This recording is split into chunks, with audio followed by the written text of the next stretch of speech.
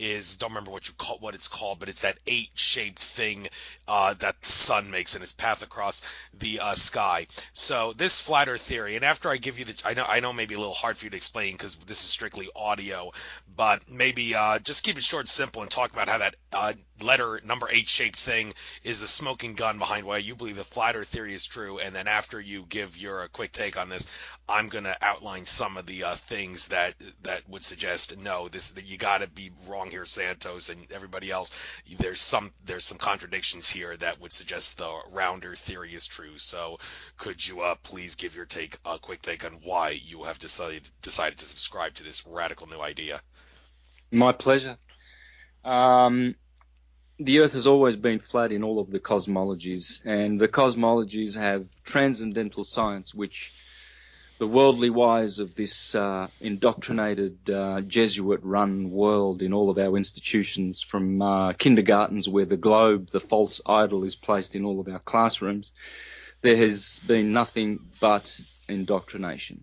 And the globe only works if gravity works, and gravity is a hocus-pocus, bogus, Santa gravity concept where ocean liners full of cargo are stuck to the globe as the billions and trillions of tons of water here in Australia when the ocean liners come into the port of Melbourne. Whereas butterflies can flitter and flatter and fly by, and particles of dust and water vapour. They seem to not believe in gravity, of course. But no, gravity and the globe are the two most satanic teachings and psyopses of all time. And I'm going to debunk it and deflate it once and for all. It's hocus pocus. The Vedas teach the geocentric model, the tropical astrology which all the astrologers use is based on the geocentric model, the Ptolemaic Western system.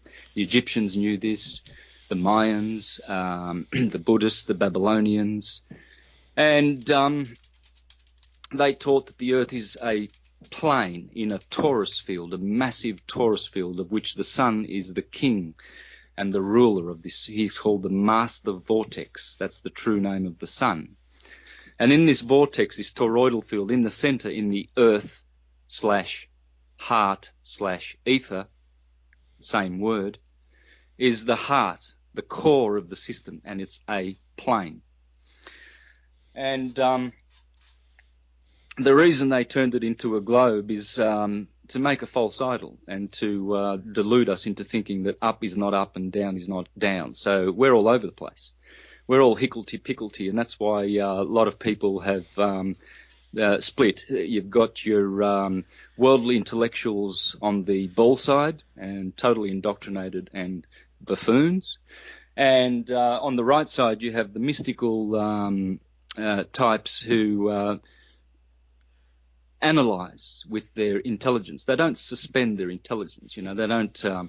They think about things. For instance, the North Pole star, the Polaris, is always there, always at the center of that dome in the heavens, the vault, the firmament. So here we are in the Tropic of Capricorn at the moment, the sign of Capricorn, and Polaris is right where it always is, and we're 93 million miles away from the sun. So as we journey 180 degrees and 180 days around this massive orbit at 67,000 miles an hour, whew, keep your comb in your back pockets, guys, while you're upside down in Australia with the butterflies flying by. Yeah. So while we're doing that, 180 days later, we come to the Tropic of Cancer.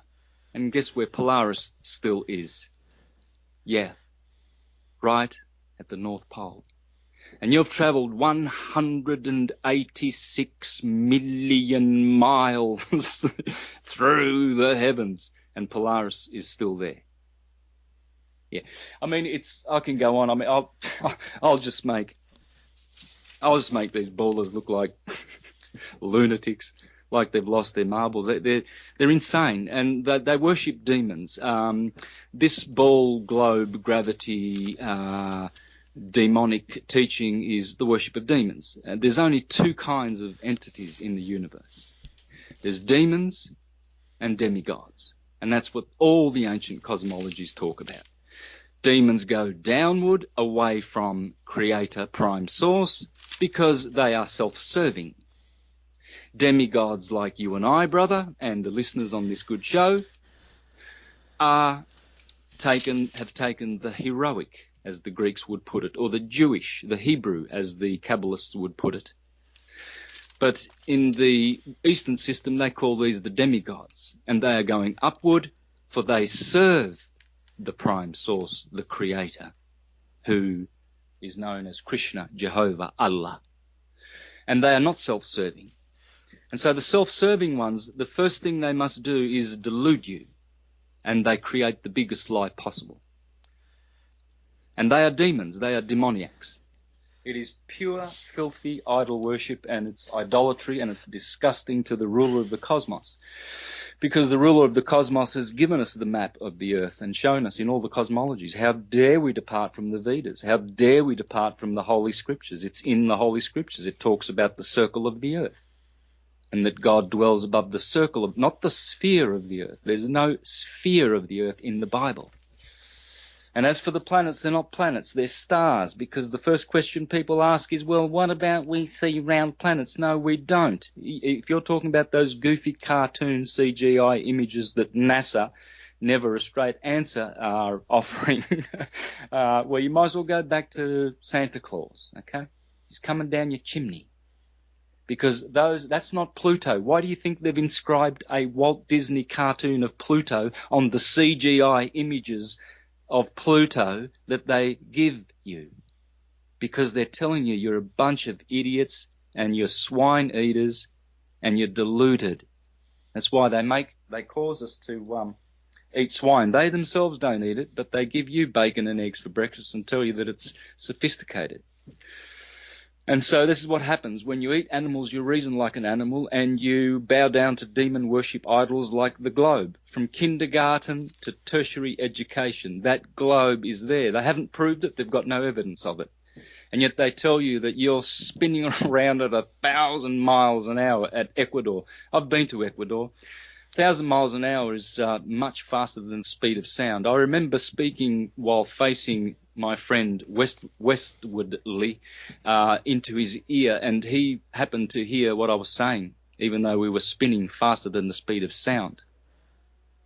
And certainly I heard what he was saying because I was downwind of him. You know. And then, of course, you've got these smart pilots who think they're living on a globe. How do you land a plane with a north-south runway on a spinning globe, I wonder? Oh, well, gravity fixes that, like it fixes the butterflies and the ocean liners and sticks all the water around the bowl now. You know? Oh, it's ridiculous. Truly is. Santa Claus ain't coming to town, and the Santa ball ain't coming to reality either. It's no ball. 'Tis a fine earth, but sure 'tis no ball, English. Well, Santos, since you've pointed all that out, I got to point out the things that the spherical Earth people have to point out, and I guess I'll give them all at once. If you don't cover or try to debunk them all, I'll repeat it to you if you don't remember it. But, oh yes, I've heard it. I've heard plenty of pseudoscience. So okay, but first of all, the idea that people thought the Earth was flat in Columbus's day is absurd, because there was a Greek from about 276 to 276 BC to 194 BC named Eratosthenes, who allegedly discovered the circumference of the Earth. That's the first thing. Eratosthenes, not Aristophanes, whatever. Whatever I said. Tell right back to this guy and tell him to get his facts right. Okay, so actually, I guess we'll do this one at a time. How was he wrong, or did that even happen? Is that a made-up story that somebody conjured up? So was it's all hocus pocus. Of course, he did do that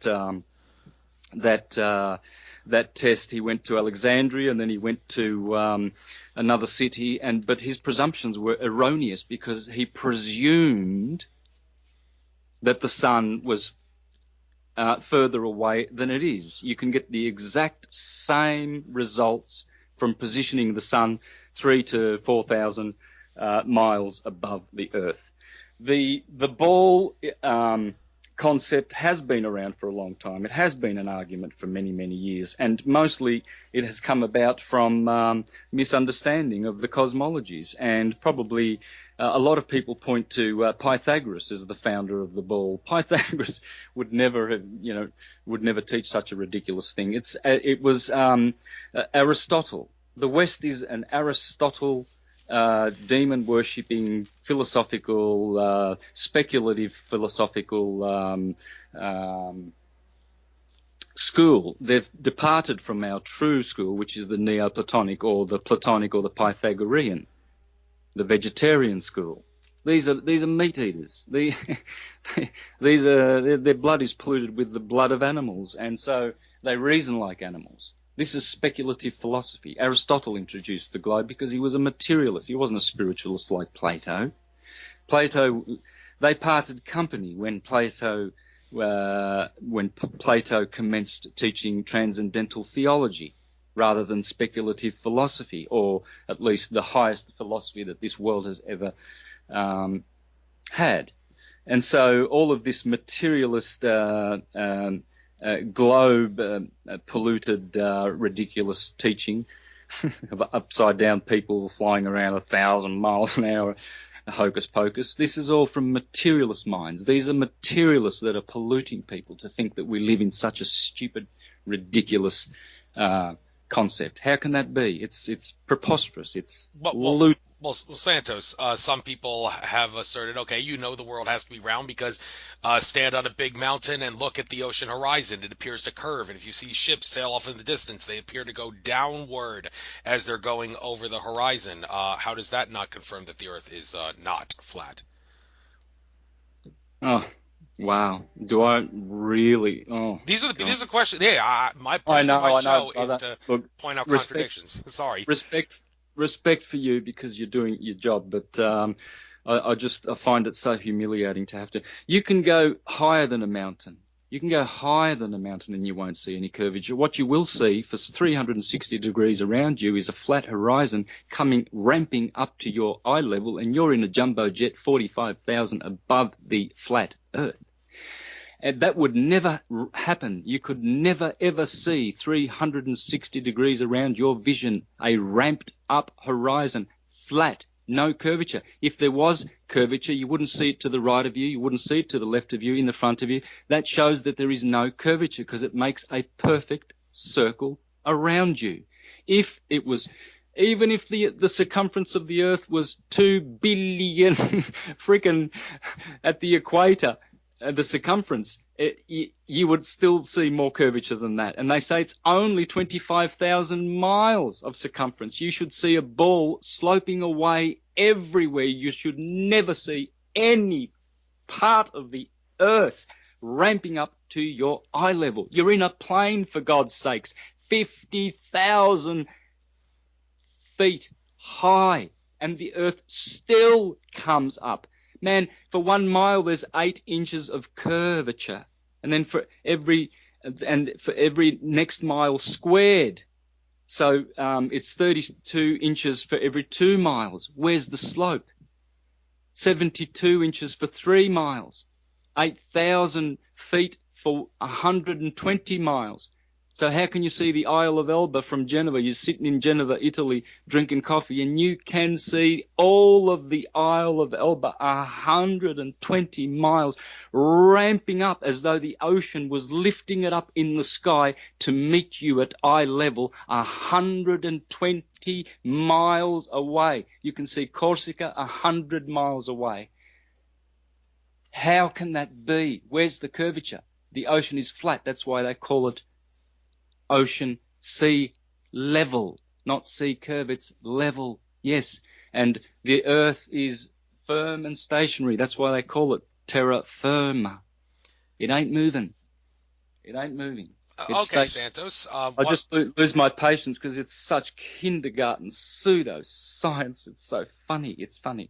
Okay, well, how about this? I recently saw the documentary Secrets in Plain Sight, and they claimed in that documentary that one of the things the Illuminati pays attention to and utilizes in the way it shapes things, and not just the Illuminati, but ancient cultures, like maybe even with the Great Pyramid, it is claimed that the sun is 864,000 miles in diameter, and many structures and things within the Illuminati utilize that 864,000 number in regards to the math that they construct the objects. Now, if the sun is only 3,000 miles above the surface of the flat Earth, as you claim, well, that must mean that people got it wrong when they say that the diameter of the sun is 864,000 miles, and that the Illuminati and ancient society use that in their geometric layouts and their secrets in plain sight. What do you have to say about that? The cosmology is made of processional numbers. As Pythagoras said, the universe is created by the power of number. Those are the most precious numbers in the universe. Why do I chant on a 108 Japa bead rosary, Japa bead in chanting the holy names of God? Why do the Catholics and their rosary beads have a half of that? 54, 72, 108, 144, 2160, 25920, 25,920 years, the processional cycle. They have imposed those numbers on the solar system from their materialistic thinking, but those numbers exist. It's not the diameter of the sun. Pull your sextant out. It's 32 miles in diameter. You just need to do a simple triangulation. You can do that in your backyard. You know, I mean, 93 million miles. I mean, Isaac Newton, the buffoon and demon worshipper who gave us gravity, he reckons it was 8 million miles. So if you believe him with his gravity buffoonery, well, believe him about his 8 million miles then, all of you bowlers. Oh, my God. It's kindergarten. You have to go back to kindergarten to instruct little children. Okay, but Santos, some of the things you said in your presentation seem to run counter to this. You have said that the solar system is not shaped as a flat disk. It is actually shaped like a spiraling traffic cone. I'll give you the chance to talk about what you're talking about, the actual shape of the solar system.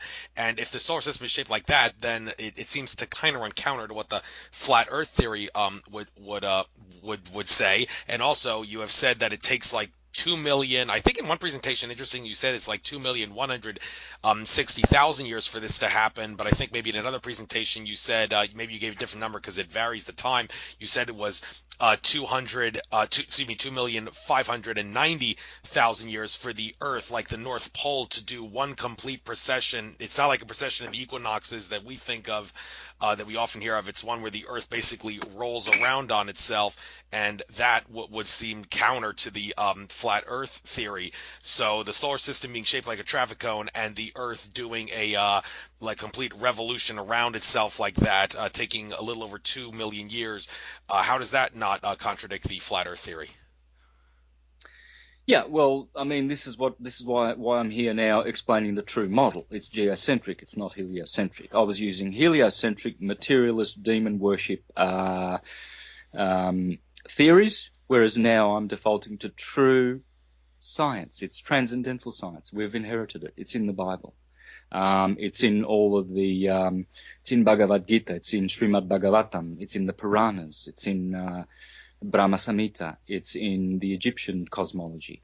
And they had it right. And we got it wrong because we followed the demon-worshipping Jesuits who funded the Big Four: Newton, Galileo Galilei, Kepler, and Copernicus. And they are deceivers, and they'll go down in history as such. They are deceivers. So I've turned my back on that buffoonery. I defaulted to those models because I shouldn't say I didn't know better. A lot of people do. They say, "Oh, well, I didn't know better." I did. I knew that the flat Earth was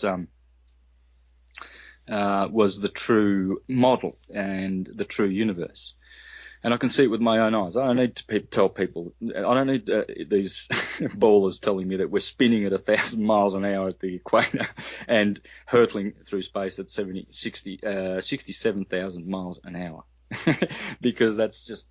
It's pseudoscience. It's vomitous. And so I knew better. And so what I'm doing now is I'm correcting that, and I'm asking for the heavens to forgive me, because now I'm out of demon worship and I don't follow the teachings of worldly wise demonic entities. They are controlling the world, and they control the world through all of their false teachings. Fluoride is good for you. Chemtrails are good for you. We're protecting you from sunlight, you know.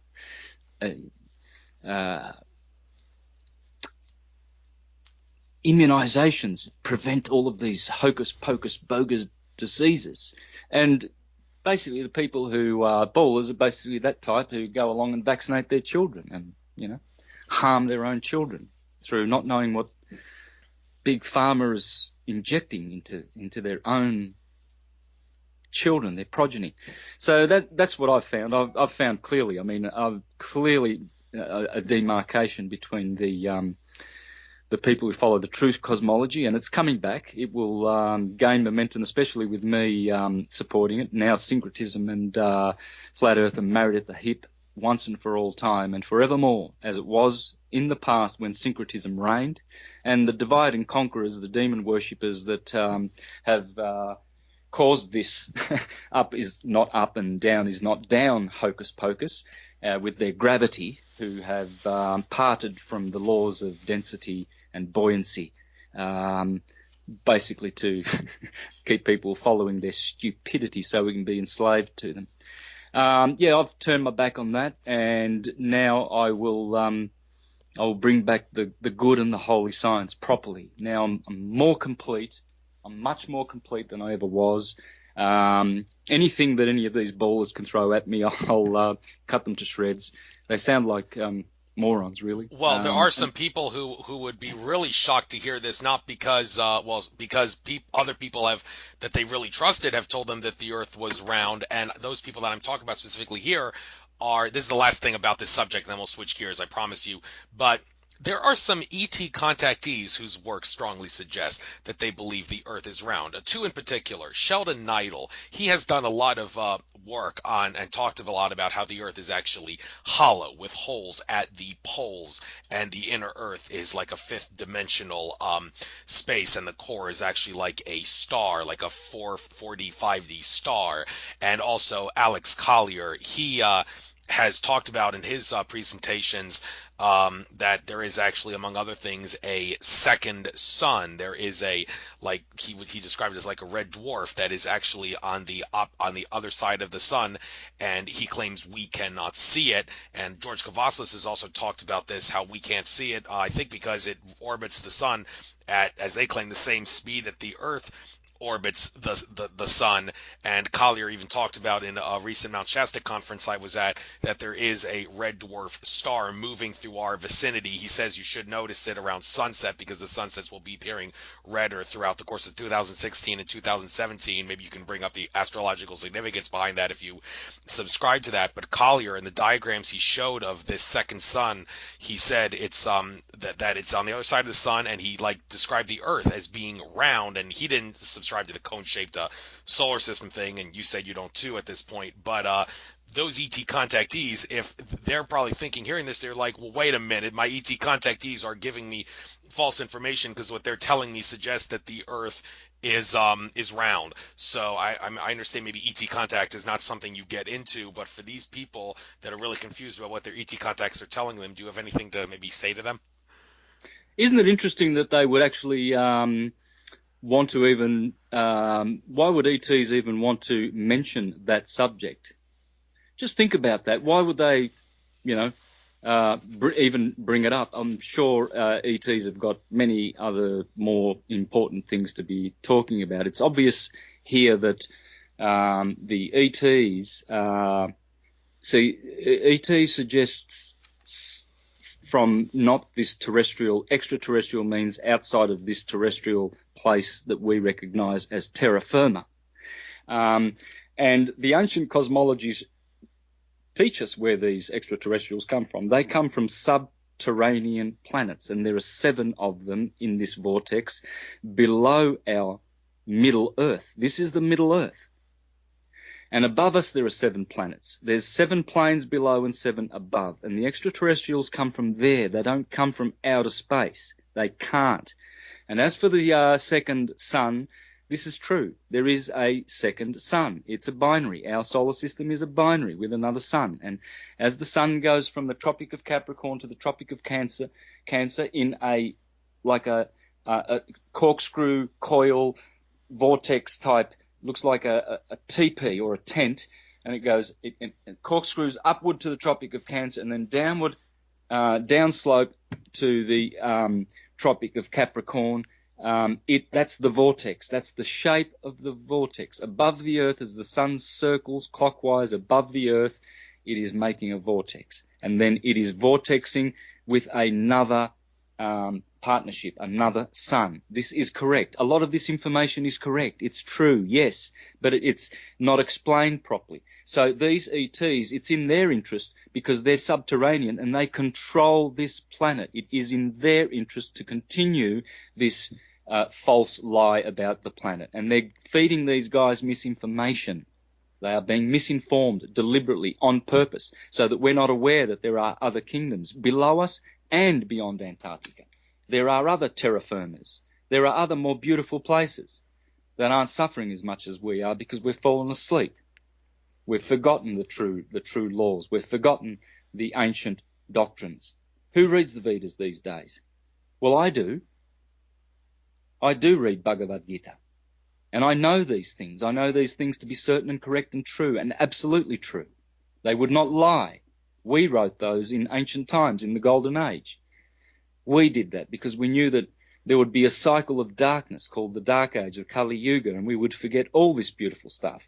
And we would resort to the teachings of demons. Demons are entities that are self-serving. That's all they are. There's not this church idea of demons like, Satan and the devil with his little pitchfork going around making your life miserable. Well, they do make your life miserable, but demons are egregores. Some of these are self-created. We create our own demons.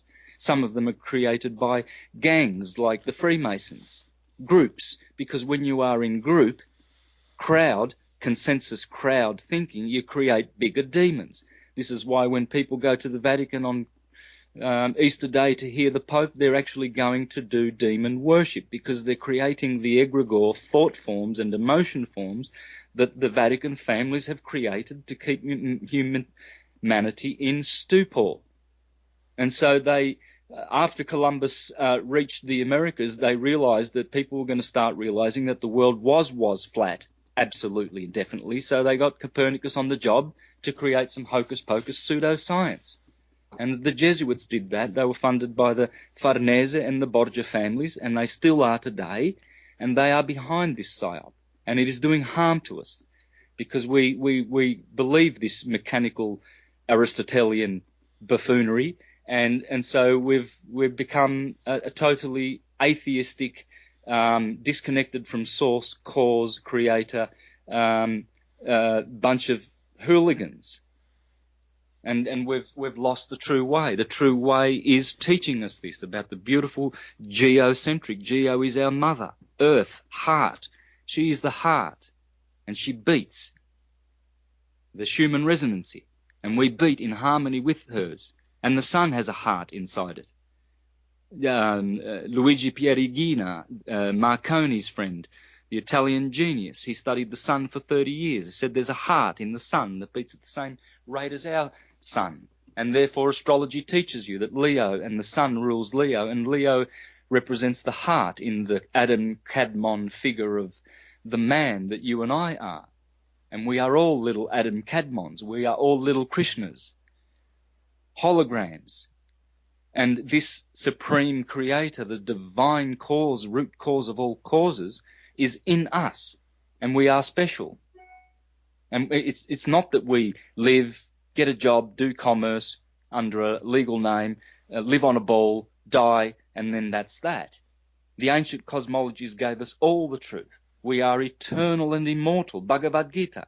Krishna says to Arjuna, never was there a time when I did not live, nor you, nor the rest of the world. And never will there be a time that you will not be alive. You will live forever, everlasting, in everlasting, unconditioned worlds. There are spiritual planets. There are many, many planets in the universe. they call them planets. It's fine. We live on a planet. We do live on a planet because planet means plane, a planet.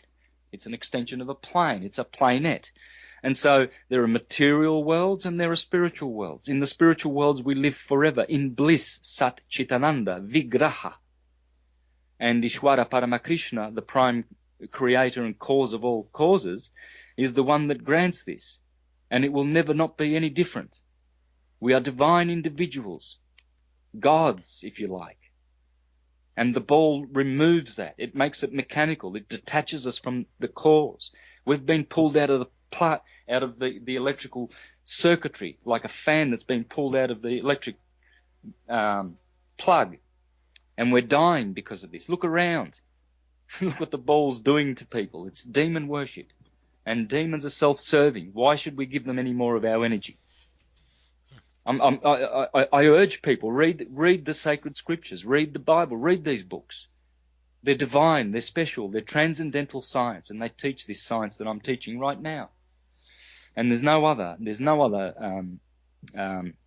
truth, absolute truth. This is pseudoscience, what they're teaching. They're teaching self-serving demon interests, and the world has gone after these false idols to their own detriment. Look how happy they are. They're not. They're not happy. They're miserable. Anyway, sorry, I get irritated sometimes because it's ludicrous. We're still thinking Santa Claus comes through the chimney. Well, I get irritated too. Got to wake up the sheeple, as you've said before. But I'd like to switch gears now again. Talk about the composition of the sun and planets, and we'll get sun gazing into this too, because a couple of things I've heard you say in your presentations here. First of all, the composition of planets. I seem to recall you having said at least once in your presentations that like the outer planets like Saturn and such, they're actually like icy and all that. However, in my interview with John Lear, he talked about how we've been totally misled about the nature of the sun, and you've actually explained this too in your presentations, that the sun is like it's more like electromagnetic, but mostly electric. And the John Lear claims that every planet has its own filtering system that works in conjunction with the sun. The energy from the sun, which is basically a hotspot star. He claims that stars are hotspots on a universal web of electromagnetic consciousness energy, and the stars, in our case the sun, transmits that energy to the planets, and the planets' filtering system and their atmospheres converts it into some form that he claims allows for life. He claims that every planet could sustain life because of this filtering system, and that kind of flies in the face of what you said about how nobody could go on the other planets. And I interviewed some people like Andrew Bashago who claim that they have been on other planets. Even George Kavaslis too has. No, I didn't say that, brother. I didn't say that. Sorry. Humans in these bodies cannot go to the moon and to those planets. They can go there. The planets are all full. They are replete with life. They are beaming with life. There are beings on those planets. There are beings on the sun, in the sphere of the sun. Bhagavad Gita talks about this. We have to go through the sun to go back to cause. And the moon, the rishis, they go to the moon. Astronauts can't go there because it's a luminous body. It's not as dense as the Earth. They're not terrestrial planets. So please, don't misunderstand me or misquote. But those guys are correct. Yes, those stars that we see, they are beings. They are demigods. Venus is not a planet. She is a star. And she is just like our beautiful system that we have here. The sun is an electron. And magnetism, you see, electromagnetism is used as if they are one thing. They are not. Magnetism is magnetism. Electricity is electricity. The sun is electric. Hence, it is an electron. That's why he's called El, the God of the heavens. El, Bel, Baal, Emmanuel. Beautiful. All those L words. It's the sun. Electron. And what is causing the sun to go around is the magnetic core, the mountain in the middle at the North Pole. It's magnetic and blue, and it's lapis blue, and we cannot see it. But that is where the center. It's like an atom. See, in atomic theory, they describe the atom incorrectly, but it's still the atomic system is still the universal fractal system. And our sun is just a big atom. In fact, it is atom. All is atom. but it is an electron, and so it flies around and makes this vortex around magnetic mountain. And so these guys are correct. Proclus said, when you look up into the heavens, you see the cells of the brain of the mind of the Creator God. Those stars are cells. They are systems like our system. So we live in a cell. And there are 10 of these spheres surrounding the earth. This is what the firmament is. And in the firmament are the stars, and they are beings. And you can go there. Yes, because you are a star. You see? Brother means bra star, bra theos. Sister means Isis star. Youngster means young star. And that's what we are. We're young stars here as we are cultivating our qualities and turning vices into virtues. And we will go through those planets, and we will go there, yes. And we will go beyond these heavenly planets called Moon, Mercury, Venus, Sun. Santos, going beyond there, in regards to the number of planets in our solar system, it kind of varies here. Like, we've been lied to about how many there are. I mean, you ask Zachariah Sitchin, he'd say there's 12, but no, it's not just Nibiru. There's even, and by the way, I explained in other shows how I know that Zachariah Sitchin's first 3 books are very accurate, but I'm not really going to get into that now. And also, John Lear, he said there's 40 planets actually, and Akashic Records reader Andrew Bartzis says that there's 66. Now, maybe John Lear and Andrew Bartzis have different definitions of a planet, but do you have any comments about that being way more than 9 planets or 12 planets?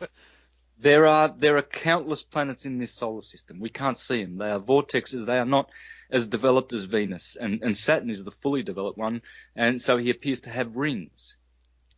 And it is an appearance. The sun has rings. They all have rings. We can't see them, but there are many of these. It's just that the 7 are the primary 7 of the colors of the rainbow, and they correspond to our Chark Ra, the sun god, and but there are many more that are subservient to these planets, probably countless ones.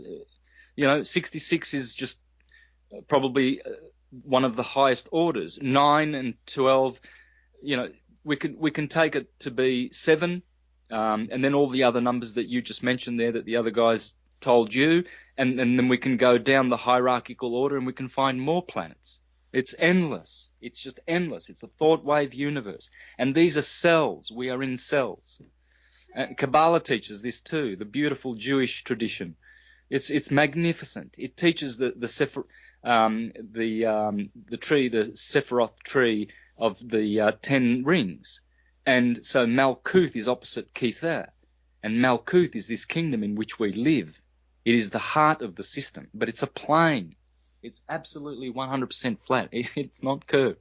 And you can't see curvature. I used to think that too. I used to get on planes. Here's one thing. This is my personal experience. This proves to me that we live on a flat plane. I was flying very high in a jet from Perth to Melbourne in 2002. And I've recounted this on the Greg Carlwood show back in June of this year, and other shows. And the sun was setting behind us. It was late in the afternoon. So behind us was light and in front of us was dark. So if I had my arms outstretched, everything in front of me was pitch black. And everything behind me, for 180 degrees in front of me was darkness because the sun was not in that area. You see, the sun acts like a spotlight. Its light immediately recedes as it goes around. It's not 93 million miles away. And so this was incredible, and all the people were gasping with breathlessness at this beautiful sight. And not only that, there was a rainbow on the horizon, on the earth, for 180 degrees behind us in the light, standing up. Vertically, not horizontally, vertically, perfectly erect. And those are 2-dimensional rainbows, folks. They are 2-dimensional, and you can't get that unless it's flat. And there was a rainbow totally around the whole behind us for 180 degrees, and the horizon met us at eye level, even though we were that high. That is proof. No one can debunk that. You can't get a rainbow unless that's 2-dimensional. That's flat. That's a flat Earth. It was sitting on a flat Earth. If there was any curvature, rainbows don't curve; they arc. Okay, Santos, I'd like to talk about the sun for a moment. I mentioned sun gazing. I wanted to get into it because you said in your presentations that you are a sun gazer, and I am too, by the way, and I think it's done me well.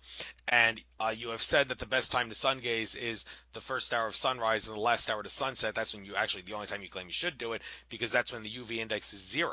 However, Akashic Records reader Andrew Bartzis, in his question and answer sessions during the summer, not this past summer solstice, but the one before then, he said, get some sun gazing in. You literally do look at the sun. The system tells you to go blind, but it actually bypasses the physical and goes right to the brain to, among other things, neutralize the body for the better. And Daniel Lynn, who was hosting the question and answer session, said, so is there a set time when you should sun gaze? I was expecting Bartzis to say, yeah, the first hour of sunrise and the last hour of sunset when the UV index is 0.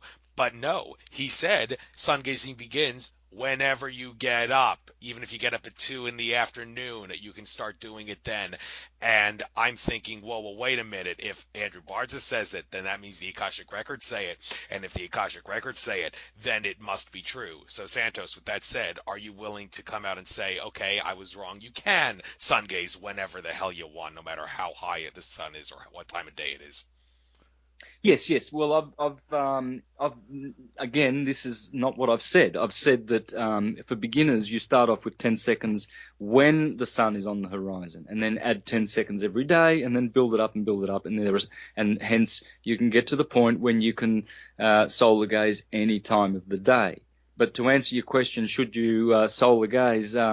Yes, and why? Because it speaks directly to the cells in the cerebrum and charges them, and it activates the pineal gland and alkalizes the body and the blood, especially for vegetarians. It's very important to be vegetarian. Pythagoras, Plato, these were vegetarians. Aristotle wouldn't have been, because he's he's a materialist philosopher, speculative, got no idea of transcendental theology. Otherwise, he wouldn't have parted company with Plato, because Plato did. And these guys were solar gazers. They weren't solar worshippers. You don't worship the sun. The sun is the chief symbol of Krishna's energy, Jesus' energy, or Jehovah's, or whatever.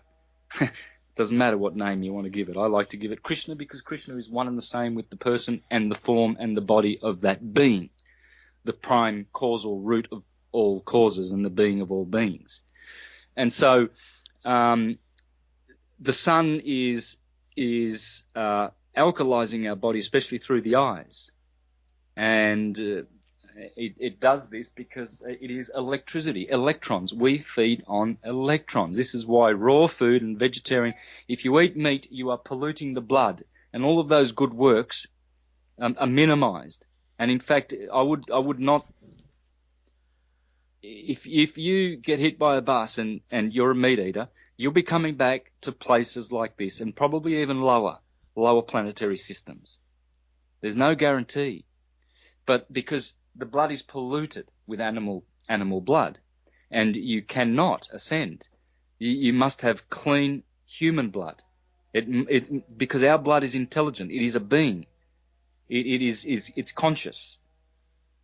Blood is conscious. And it's the soul that is in man. And so we must keep that clean. How dare we pollute it? It is not asking for meat. And meat eaters are being deluded. They think you're getting protein and all. It just kills you. It is toxic. It's the sure, fast way to die and go to hell. I don't mean that literally, and yet I do. Because it doesn't guarantee that you won't ascend. There's certain instances where this is overlooked, especially in there's circumstances, but generally the general rule is you must not eat meat. There are 4 pillars that must be avoided: gambling, meat eating, intoxication, and illicit sex. Illicit sex would be outside of your loved one, and so there must be purity in sexual relationships. And so these are the 4 pillars. And the blood is purified by the sun. And especially if you do solar gazing barefoot, because now you have created a beautiful circuit, and all the rubbish and free radicals being discharged from the soles of your feet. And the sun is the chief instigator of this, because he is L, the electron in the sky. And all those other planets basically are what, when scientists look into the atom, and all they're looking at is waves, because these are all waveforms. You see, that atomic cloud that they're looking at, that's the millions of little planets that are in there, or tens or hundreds or thousands. It depends on the atomic number. So hydrogen doesn't have any of these. Hydrogen spins. It's the fastest spinning, and it's basically 90% of the universe. It's a hydrogen universe. And it's the what's called the Proteus, I think, is the main isotope, Proteus. And that's where you get all your god names, Prometheus and things like that. And they all come from atomic, all is atom. All is atom. If you see my presentations, you will see before your eyes how language is atomic. Hence we have etymology, the science of atoms, words. Percussive instruments, tom-toms, are all atoms. Your body is an anatomy made of atoms. It's all atomic waves, you see, and these waves appear to make particles and material things, but they are still not really solid. This is Durga Maya, Durga's, the goddess, Krishna's external material potency, which creates these worlds through Brahma, and so at the top of Mount Meru sits Brahma, who is Jehovah. This creator God, this Archon, is actually sitting on top of Mount Meru and turning the sun around on its axis. These are the things these are not hocus pocus mythologies. A mythos means a transcendental story which embeds higher understanding than the material level. We have materialists and demon worshippers and demons. They are actually demons. Please don't think that Hillary Clinton and George Bush and those types are humans and service to others. They are self-serving demons. Demons are controlling our politics, our institutions, and they teach their globe gravity. That's the big G inside the Freemasonic square and compass. G, gravity. Hocus pocus, achoo, BS. And gravity. It's a joke. It's not even a theory. They call it a theory. Unproved by Newton himself. Just said, if this, all based on presumptions, if this is this and then this is this and that and it's that, and that's that. That's as much as he got to in the end of all his works in relation to gravity. He had no idea what it was. And it's density and buoyancy. And so this big G is gravity. It's caused us to suspend our intelligence and to become stupid. I was stupid in all of my thinking I was wise when I was using a ball model teaching the sine wave and syncretism. But all is not lost. Nothing needs to be changed. Only our perspective needs to change. We're not on a ball. It's a flat earth. And so the sine wave remains the same. The sun is producing a sine wave every year as it goes from the Tropic of Capricorn to the Tropic of Cancer. That's all we need to be concerned about. And the analemma is the figure eight that you were talking about before, which helps you to understand this. You can see clearly that the analemma, the lemniscate type figure in the sky that the sun makes yearly, is not explainable by a ball earth, even though they give you hocus pocus explanations in Wikipedia. Please don't fall for it. I've given better explanations with my whiteboard and marker. It's a vortex. I'm explaining how these torus field type cells are what we live in, and we graduate from them. They're like cocoons, and then we get our wings and we fly off and we go back to other kingdoms. And these are eternal. We can go to Vrindavan, Krishna Loka, Go Loka, Svaraloka. We can go to Vaikuntha and be there and with all the gopis and all the other servants of the great prime cause as individuals forever and ever and ever, everlasting. We are arguing here and have opinions about bowls and whatever, and this is because we are our minds, have been overtaken by parasitic entities that have been indoctrinating us. Why do they indoctrinate little children in kindergarten with the globe? Why don't they see this? We've got to. Man, it's so frustrating. It's wow. No wonder the scripture where it says, "I looked up and I saw sheep without a shepherd, and my heart was broken." The world, there's beautiful people out there teaching lots of great things, but they haven't got it together because they haven't got syncretism, and they haven't got transcendental science. They've got pseudoscience. They have been indoctrinated and educated by pseudo-scientists. They haven't been illuminated by mystical transcendental scientists. And the transcendental scientists, the first thing they'll tell you is exactly about and the nature of our cosmos. Why do you think Prabhupada, the founder of the Hare Krishna modern-day movement to bring it to the West, why did he say in 1969, he said, they have not gone to the moon? They did not go to the moon. They cannot. They do not qualify. You have to qualify. Then you go to the moon. The moon is a beautiful place. We think she's evil, and she is, because the principle of evil must be played out by these planets. They are dualistic. Sun's evil, can burn you to death in a desert. It's kind, gives you wine and bread and oil through its rays. But so the good and evil that lies in them is for our betterment, so that we can go through them as we burst our chakras and ascend. We're not of the descending kind. We're not service to self. That's demonic. We are demigods. And we are going to the highest of highest, Vrindavan.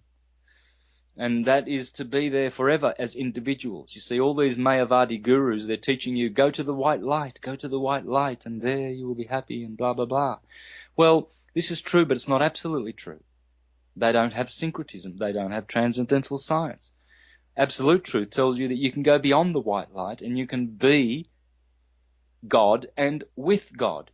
Hence John 1:1, and the Word was God and the Word was with God. We are always with God because we are always persons and individuals with our own characteristics and our own soul, and God is God. We're not God. God is God. And you are you and I am me. And we will always have this relationship forever if we go beyond the white light, the impersonal Mayavadi effulgence and glory of Prime Creator. And there is, it's impersonal. You have no person. There you are one and the same with the Creator in his impersonal energy. And so why would you want to do that? Well, that's what some people want, and good luck to them. They other people see the white light on their deathbed and they run straight back because they know somehow that they have come from a higher place than that, which is true. Our souls were created, had a beginning, but are eternal and everlasting and will have no end. But the beginning of our souls was produced by Prime Creator above the sphere of the white light, in the Paramatma region, where souls are created, where the super soul individualizes souls so they can be individual forever.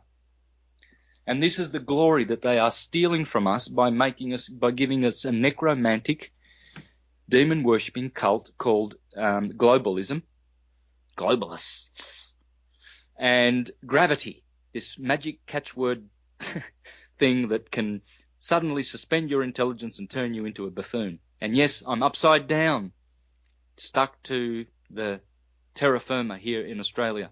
You're on the right side up, brother, so don't look around, don't get scared. I'm hanging on to my seat, though. Okay, Oops. but getting right side up in regards to which form of astrology we should be looking at.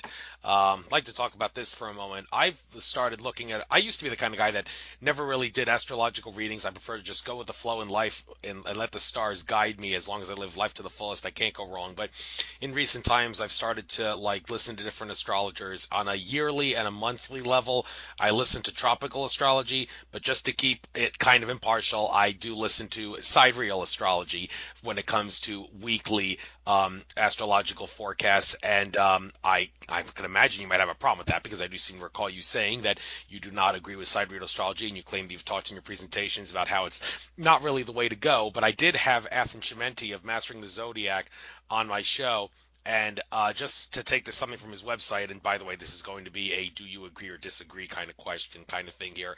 He writes, sidereal astrology has not yet received widespread popularity in the Western world. It has, however, always been used by Vedic astrologers in India and is the form of astrology which was also practiced by other ancient cultures such as the Egyptians, Persians, and Mayans. We feel this is the most accurate form of astrology because it is grounded in what you can actually see taking place in the sky. For example, while tropical astrology might say that someone's sun sign is in Leo, if you looked to the sky at the time of their birth, you would see that the sun was in fact in the constellation Cancer. We believe in maintaining the link between ourselves and the natural world by viewing the stars as they truly are. And for the record, I'm a Pisces in tropical astrology, but I'm an Aries in tropical astrology, but a Pisces in sidereal astrology. Well, now that I've told you what Athan thinks about sidereal astrology, I don't mean to create a conflict between you guys, but I got to ask you, do you agree or disagree with his take on this? Yeah, there's no conflict unless you want the conflict. I don't necessarily say that I disagree with sidereal astrology, but tropical astrology, which is what we teach in the West based on the tropics, is what I teach. I don't teach sidereal astrology, and I know they have certain accuracy, but tropical astrology penetrates all the forms of astrology 100% accurate because it is the mother and the foundation of all astrology. Sidereal astrology must bow down to tropical astrology simply because the constellation signs are on the ecliptic. You see, the siderealists take them to be in the dome of the eighth sphere of the firmament, and they are. And definitely Aries is, and they're all there, all in line, all in the celestial equator along the zodiac signs, but they're out of sync with the tropical constellations, which are on the ecliptic. So March 21st comes, that's Aries. That will always be Aries. And I was born on March the 21st. I have Arian features. I don't have Piscean features according to the Vedics. Why? Because the Vedic astrology does not penetrate to the earth element to influence bodies. Tropical does. Vedic is more a psychic, emotional, mental, ethereal astrology. It does not penetrate the physical. Why? Because, and you can tell, I've done presentations on this and proved it. In fact, a good astrologer friend of mine, William Schreiber, has a book called Dance of the Zodiac, in which he gives you pictures in tropical system of many famous people that we know, Hollywood actors, etc., politicians, and he shows the features and teaches you the features and teaches you how to discern the zodiac features tropically, and they are in sync. I've seen many people say to me that they are a Piscean, and I can see that they're not in the tropical system. They have Aryan features. Their facial features are out of sync. They're not in sync. But I'm not saying that they're wrong. You see, this is where people limit what I'm saying and then just run off, and you give them an inch, they take a mile, and they expand it in the erroneous way. What I'm saying is that Vedic astrology has its accuracy for many psychic things. I would not trust Vedic astrology, or rather sidereal astrology, because it's not really Vedic. It's Jyotish. They call it Jyotish, which means the science of light. Go figure. Which astrology means the word of God, light, the word of God, astrologos, the word of light, the science of light.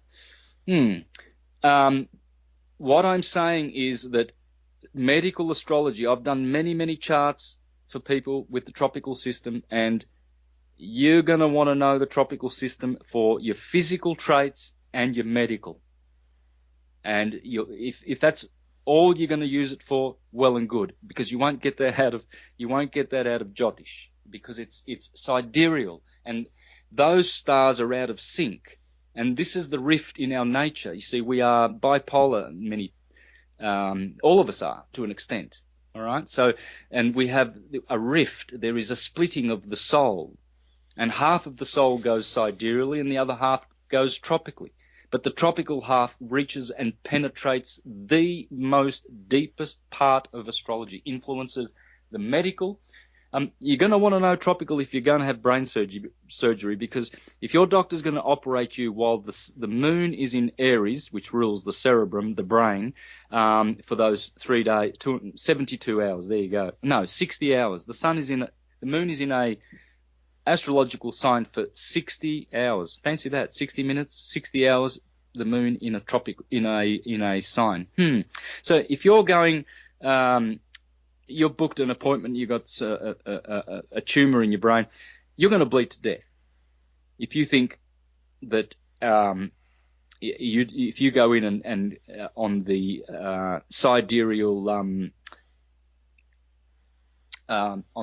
sidereal system, because the moon is the bleeder. And if you're going to have heart surgery when the moon is in Leo for 60 hours, that doctor is going to kill you without even knowing. This is why Hippocrates said in his oath, which has been eliminated, by the way, if a medic calls himself a doctor and knows nothing about astrology, he cannot qualify to be a medic. What about all these doctors in hospitals, and they're operating in the heart and the brain? They don't know where the moon is, do they? And they certainly would not want to know where it is in the sidereal system, because it's out of whack. It's the tropical system penetrates the deepest, and you can see it clearly. Just get yourself the book. It's only $20. It's called Dance of the Zodiac by William Schreiber. Astrovisions.com. All of those words, if you punch them in, get yourself that book. You can even get it, I think, digitally, and test this for yourself. I've proven it in all my presentations. You can only tell someone's sign by their physical traits tropically. If you try it in the Vedic system, you will fail. You'll fail. You see... Yep. Thanks, Sam. You want to say something else? Go ahead. Yeah, sorry, brother. I just want to finish by I've already said this, but I want to say it again. Andrew, I'm sorry. I'm a bit of a nuisance. I'm talking like I'm frustrated and, annoyed, but I'm not. I'm trying to be emphatic, because materialists are teaching pseudoscience and half-truths. You see? Neither the tropical nor the sidereal system are wrong, and yet you've got these astrologers. This is why the Bible condemns astrologers. It does not condemn astrology. It's a book based on astrology. It condemns astrologers, just as Jesus condemns lawyers, not law, for I came to fulfill the law. But lawyers are different to law, as astrologers are different to astrology.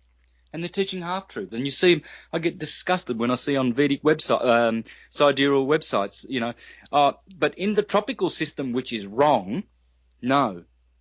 The tropical system is 100% accurate, whereas the Vedic is not. It is accurate, but not on all the types. They have different predictive type astrology. Their system is unique and wonderful. But the Arabs and the Egyptians and all the Western astrologers, they did not subscribe to it, because they knew by their observation, by their eye, just as an intelligent person will see by their eye, that we live on a flat earth. Thank you, Santos. And let's do a quick, if you want to, 13 minutes is how much time we have left on the show, by the way. If you want to go a little past that, that's fine. If you want to finish a thought or something, it's a pre-record, so it's not really a problem with live feed or anything. But just for the sake of all the listeners who have lousy attention spans, let's maybe not make it too far past 2 hours.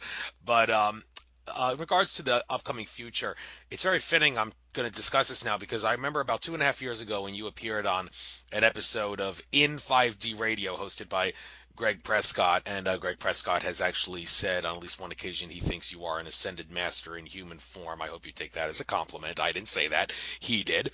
And he interviewed you, and we talked about, I think, how the age of Aquarius is coming, and maybe I'm mistaken. Sorry if I'm saying the wrong thing here, but you, I believe, said that the whole thing about the age of Aquarius starting in like 2160, as like the Zeitgeist movement has talked about. You said no, no, no, no. They're kind of confused the issue. What you really should be thinking of is the year 2016, and we're right on the verge of that. So I guess it's only fitting now that I ask you, are you still sticking to what you said 2.5 years ago in that interview? And what do you see in the upcoming future for 2016? Because some people have said things like it's going to be a tough year. We may even have like an economic collapse. And I actually can't help but be a little concerned because I heard I don't know how much you research the Chinese zodiac, but I am a tiger, and 2016 in the Chinese calendar is the year of the monkey, and tigers and monkeys don't mix, so this year might be a little bit of a rough ride for me. If you want to say anything about the Chinese calendar, what you know about it, by all means do, the Chinese zodiac, but specifically 2016 and what you think is going to happen. And by the way, I should point out Franco De Nicola in my interview with him and some other people have talked about how 2017 will be when 5D consciousness is on the earth at a massive level. So the near future, what do you got to say? Yeah. Okay. And thank you to Greg Prescott for saying that. It's very, very kind, and I'm just honoured and humbled to hear that. And I don't. Please understand, I don't, feel any more special than the best of all of us. We are all of this greatness, and so I just love greatness. I love greatness in other people. There's so many great people. We are great and divine, and so that is nice, and we should be saying that about all of our brothers. Unfortunately, we can't because they're sleeping. But once they get out of this demonic teachings and get back to the true cosmology, go back to the Vedas, that'll teach you, then we will all realize that we're all ascended and wonderful beings of divine light and headed for immortality and everlasting, unconditioned, unlimited, unqualified bliss.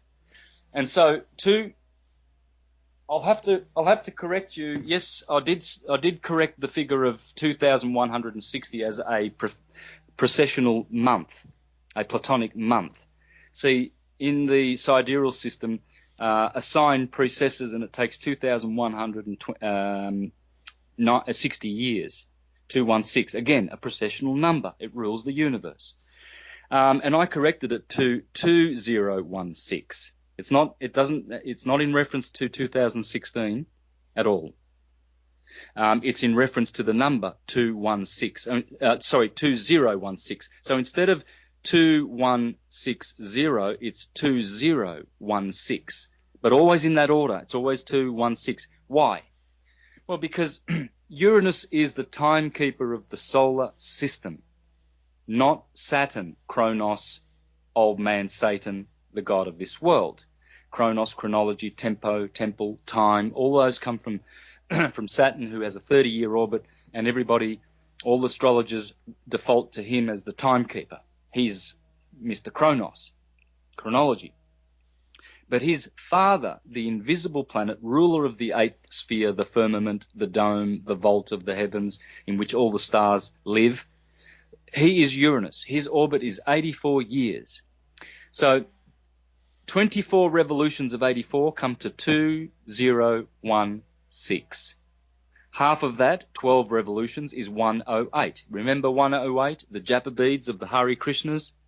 72, the average heartbeat of man, average room temperature, blah, blah, blah, etc., etc.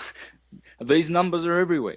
And so Uranus is the granddaddy of timekeeping. 84 is the average age of a good, healthy individual. 84 is the number of Uranus's orbits, so-called. And 12 of those are 1,008, and this is where Scripture says that a day in God's, 1,000 years in God's eyes are as a day, and vice versa. I mean, this is, the great timekeeper is Uranus. So if we take the ruler of Pisces, Pisces would have started in 4 BCE. How do we know? Because we go to Scripture, and Scripture says Jesus was born before Herod died, which is 4 BCE. Simple. And so if you add 2016 years, it brings you right to where it should, 2012. And, of course, the 21st of December 2012, when the big shift occurred and when everything changed. Everything. It all changed. And that age was the age of Pisces. The ruler thereof was Jupiter, Jesus, Jupiter, the ruler of Pisces. And now Saturn is the ruler of Aquarius. That's why you see the hex, the Star of David logo everywhere, because they are ushering in a new age. They're not necessarily doing it deliberately, and they're not new, there's so much fear about the new age. Well, Pisces was the new age. Aries before that was the new age. We have to adapt to the cosmology. Now we don't have any fish.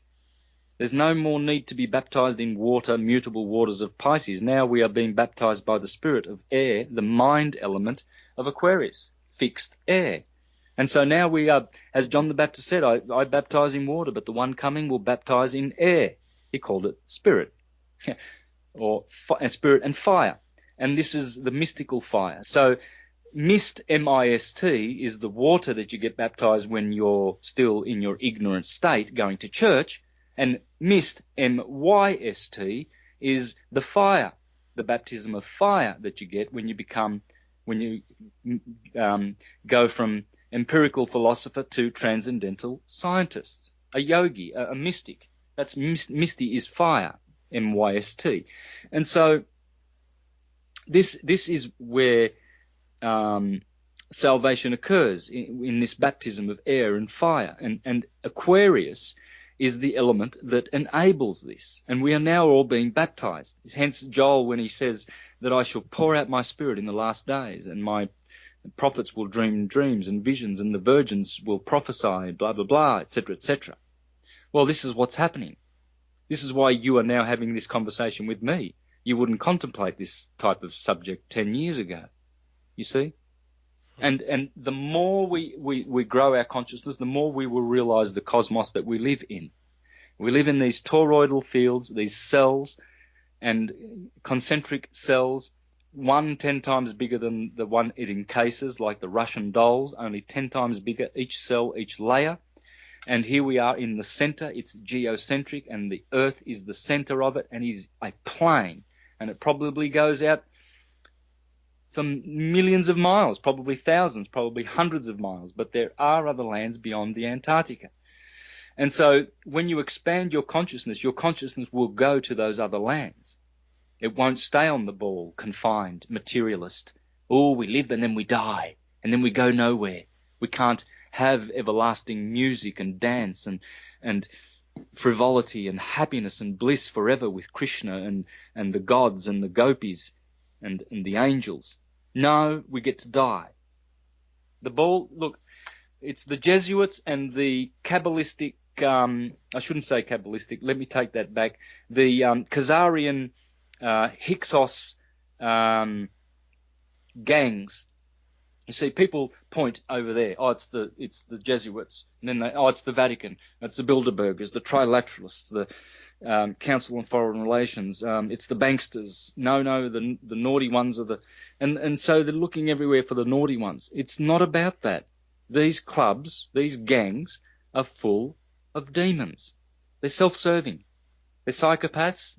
They rape little children. They have sacrifices where they drink their blood, because this is where they think that they get power. They get power from drinking the blood of other human beings, because they're actually absorbing the soul of that being. They're absorbing the energy, the life force. And so materially, yes, they are prolonging their lives. Hence Queen Elizabeth's, nearly 100 years old, and her reptilian partner. They're kicking around. Look at, these demons, called who's that real criminal one? The one that started the war in Indonesia, in Chile, Argentina. Who's that killer? What's his name? I'm drawing a blank too. Sorry. Yeah. Anyway, these guys. Rest assured, they're materialists and they're demons and they drink blood and they're killers. And this is where we have to point. We have to expose the demons, this demon infestation on this planet. Not the Bilderbergers in Rome and the Jews and the Bilderbergers and all of these. Yes, those gangs have been taken over by demons, the Freemasons. Freemasonry was pure once. Christianity was pure. They were all sciences. They're languages. Astrology is a language. Some people say, oh, this demonic astrology, blah, blah, blah, blah, blah. Well, how can it be? Is Italian demonic? Is Japanese demonic? Last time I checked, they were languages. Last time I checked, so was astrology.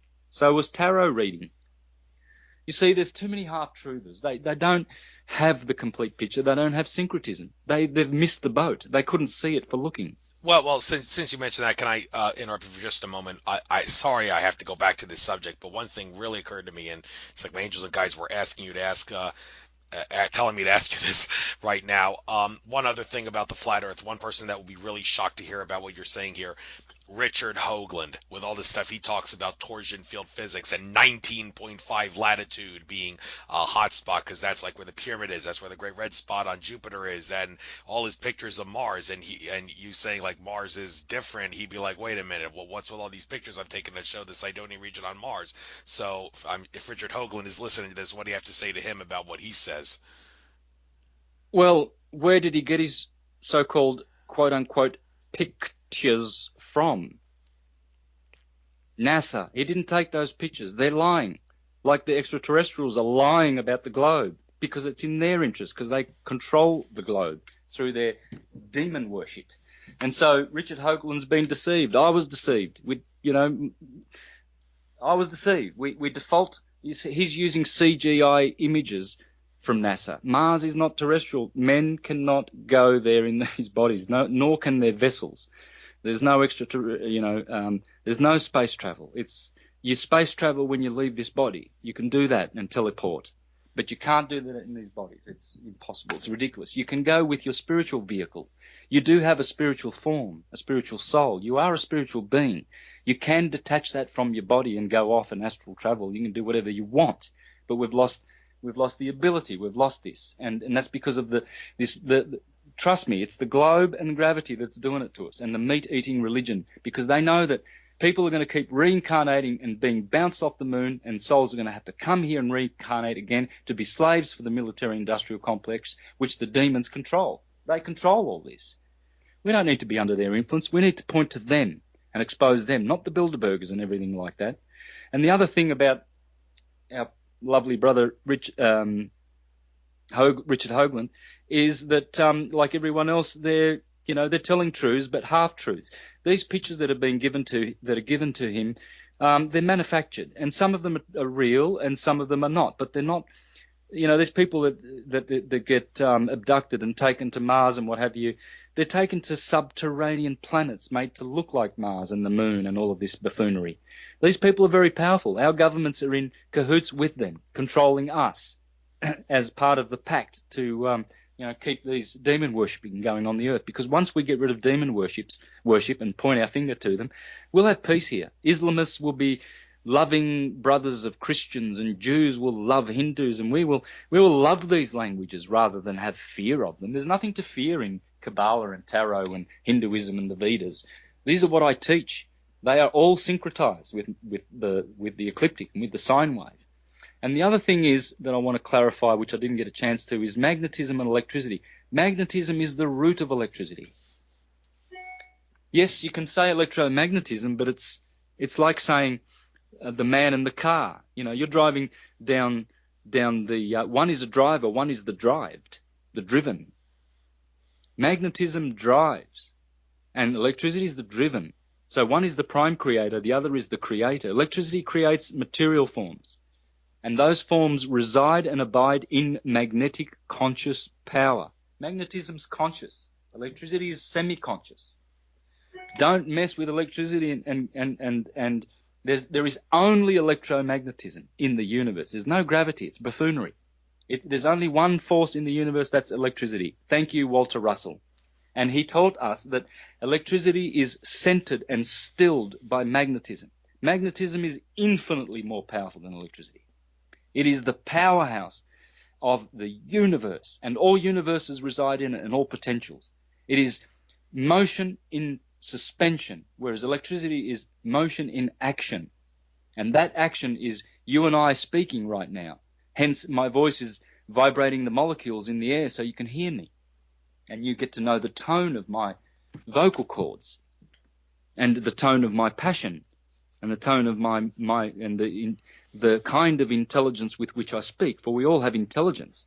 It's just that, a lot of us are very smart, but believing in the ball really, really pollutes the intelligence. We should honor our intelligence and think for ourselves and think things through. Well, Santos, I'd like to ask you to help me think something through. By the way, this subject and another subject is all I'd like to do, and then I guess we might as well call it a show. But he's talking about how gravity is a bunch of buffoonery. Well, a couple of people would say, well, there is such a thing as gravity. It's just been so overrated. And what am I talking about? Well, here's a couple dots I'd like to try to connect, and maybe you can help me make sense of this, because I recently watched your physics presentation, one of your physics presentations. And first of all, Indigo Child Matias De Stefano from Argentina, he has said that time, what we consider time, is basically, you can think of it as having a direct correlation with the decay of matter. The reason we age and the reason matter decays is because, as he claims, there's such a thing as time. What does this have to do with gravity? Well, my Andromeda Council contactee Tolek, he's talked about how his Andromeda Council contacts have told him there is a direct correlation between gravity and time. And even mainstream scientists could tell you that when they talk about how clocks tick faster or slower depending on how far they are from the surface of the Earth. Now, Alex Collier, back in presentations he did in the early 90s, he talked about how his ET contacts have told him there is such a thing as gravity, and it has something to do with the radiation from a star. Now, you have talked about how in your physics presentation, I heard you mention radiation from a star being like responsible for forces, and you even said radiation, I believe you said, is like positive electricity in a sense, and gravity is either a negative positive form or something. Now, I'm trying to connect all the dots here because I'm hearing all this and I'm thinking, okay, well, if you try to connect all this, you would think that radiation from a star would have something to do with the decay of matter because, well, gravity comes from like radiation of a star, something to do with it. Time and gravity are correlated. So, but then this raises a whole can of worms as to whether or not radiation from a star is harmful and gets into sun gazing and all. Like, well, I thought we discussed looking at the sun isn't harmful, and also sunbathing is not harmful like we're told it is. It's but then again, you hear what all these people said, and you try to connect the dots, and you're like, okay, radiation from a star is harmful. So can you maybe help me connect the dots here and maybe make sense of what gravity is in relation to time and radiation from a star? Yeah, time is, of course, chronos, chronology, time, Timmy, Tommy, atom. All is atom. All is atomic. So all is time. In this time world, ruled by time. And backwards for time is emit. This emitting of time is what gives us the illusion of gravity, but it's the dance of magnetism with electricity and its visual effects. And so what you're actually witnessing is the power of magnetism. And this is why they called it magnetism, because it's magic. It's the same root. It's the magus. It is God's internal pleasure potency, whereas electricity is God's external creating material energy. And not necessarily material energy. It's more than that. It reaches matter. It reaches the material world, but it is also spiritual. But it is a lesser. It's a force, a lesser force than magnetism. And so, but this is this centering force of magnetism is what's causing, all the confusion, because waves come out of that centering. All wave fields are centered by magnetism. And it is so powerful. It is omniscient, omnipotent, omnipresent. It is the center of solar systems like ours. It is the center of your heart. It is the center of all the atoms in your body, in your anatomy. And it is actually, that's why percussive instruments are all tom-toms, drum. They've all got that word tom in them, Dumbek, djembe, darabuka, timpani, timbali, tambourines. It's all tam, tom, tim. It's noise and sound and time, the emitting of time. And so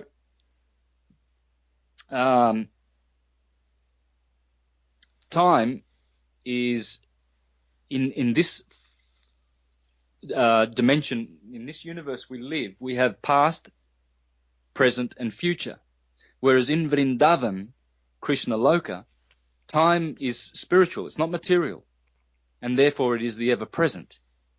It's always present there, and there's no such thing as the past and the future. But here, in the material world, where all the materialists love their material wisdom, and this is why the scriptures in Corinthians, it says, the wisdom of God is the wisdom of the world is foolishness with God, because it's material. And it's based on the senses, as Walter Russell puts it. It's empirical. It's based on observations and experiment and everything. But you can have direct knowledge. You can have transcendental akashic knowledge. And for goodness sakes, we have the ability to do that as long as we haven't drank too much fluoride and had too many vaccinations or whatever, because those are polluting the blood. They're designed to pollute the blood. And if you don't keep your blood clean, watch out. If you're drinking Pepsis and Coca-Colas and all this cooked chocolate, you can eat raw chocolate, it's all good. Raw food is electron food. So pump your body with electrons. Don't eat protein, there's no such. These are all buffoonery. This is all materialist to even naturopaths. They're materialists. They've got no idea. We live on electrons. So you can drink green juices, cold-pressed juices. Green is the color to drink and to eat. Pump your body with green. You'll pump it with salts and chlorophyll and good water and oils. And those are the 4 essential things for good health. They'll tell you that you've got to have protein and carbohydrates and meat and good poultry. They will kill you. They will not help you at all. Not at all. The electrons you require is in green food. Celery, cabbage, and so all of this pseudoscience is designed to keep us sick and in debt, and all that birth certificate legal name is to keep us enslaved and to not know who we are. So knowing where our destiny is, Vrindavan. We can reach out for Vrindavan, but we have to serve.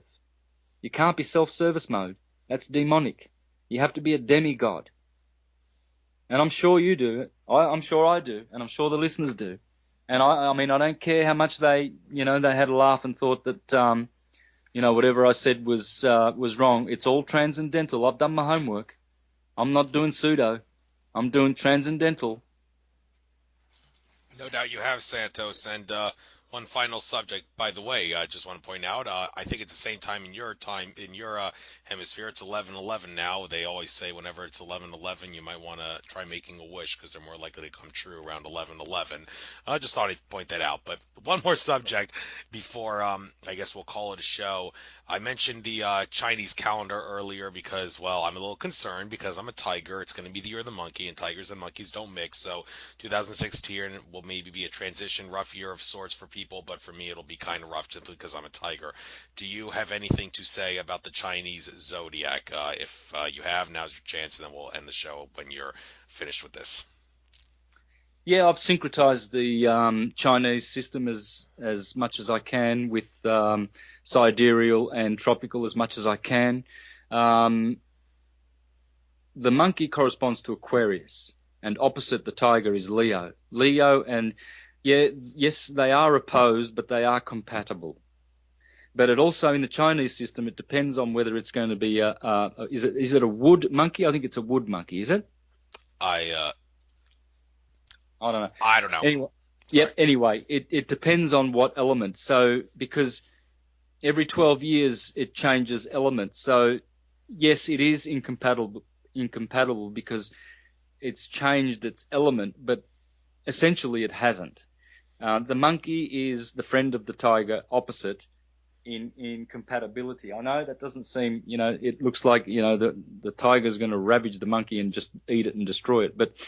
And so would the lion attack a man, but normally in their untraumatized state, they don't.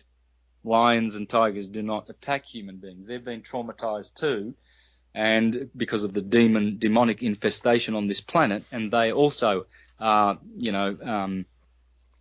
also being produced from cause to be savage. And but that will change soon. So to syncretize the Chinese calendar is very easy. I know a lot of people are going to disagree with my designations, but the dog is Aries, and that corresponds because where the lamb is the wolf, and the wolf is the dog. So you start with the dog in Chinese, where you start everywhere in Aries. Aries begins all cycles, begins all things, the Lamb of God. And that's the dog. And then the pig is Taurus. They are compatible animals. Then the rat is Gemini. That's a compatible sign.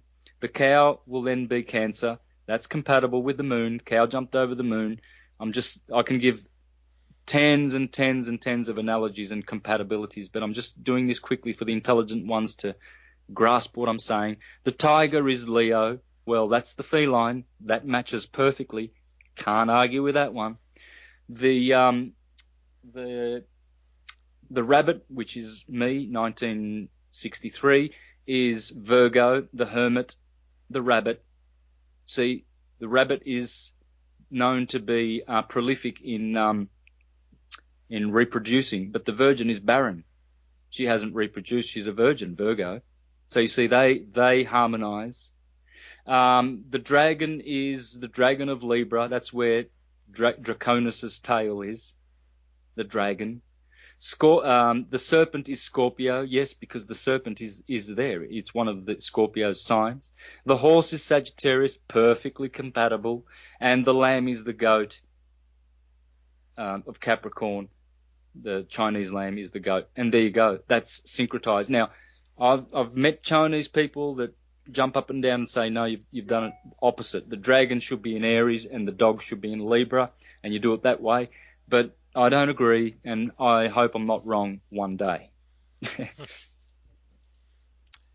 Well, if you ever have to acknowledge that you're wrong, but acknowledging that you are wrong allows for a whole new revelation, a whole new can of worms to arise, especially when it's something that the powers that be don't want us to know, then acknowledging you're wrong for the sake of exposing that would definitely be a sacrifice worth making. And, I don't know. Some people might differ, saying anytime you acknowledge that you're wrong, it discredits you. But hey, if you give the powers that be some ammunition to fight you with, that's okay, because it will only bring them out in the open when they try to expose you. So, Santos, this was a brilliant interview. Glad you could come on. I didn't want to have to make you pay any money for Skype credits, so I'm glad you're able to pre-record and all that. I'll make sure I upload this. It was recorded, so I'll convert it into a form that can be uploaded to YouTube, and I'll try to get on before the end of the weekend, and Blog Talk Radio as well. We'll archive it as well. So this was a fascinating interview indeed, and you are a fascinating individual, Santos. And hey, if you ever want to come on a radio show to discuss something because you discovered something new or you want to talk about it, by all means, give me a buzz. I personally am on a mission of sorts to try to get as many different people on my show as possible before I give any one specific guest double dips. And as such, all my previous guests that I've had on the show, I've never actually contacted them again and asked them to come on because I always wanted to try getting different people on. That might change if I ever host another show or do a roundtable discussion, but I don't really know if I'll be contacting you again, because you have to understand, Santos, there's thousands of other fascinating individuals out there that I have to get on my show. It's a shame, too, because I could definitely do another show with you because of all the work you've done. I've watched all your presentations, and frankly, I think I should watch them all a second time, because just watching them once isn't going to help people, isn't going to help everyone learn everything. It's one of those things you got to watch more than once. But Santos, keep up the good work. Good luck, and hopefully they will not come after you again. And if they do, I wish you the best of luck, so you don't have to go through all the detox and all that stuff that you've been going through from having to being locked in a cage and all that. So good luck. Yeah, thanks, Andrew. All right, good Thanks luck. very much, brother. And love having you on. Take care, Santos. Take care. Bye-bye. Bye.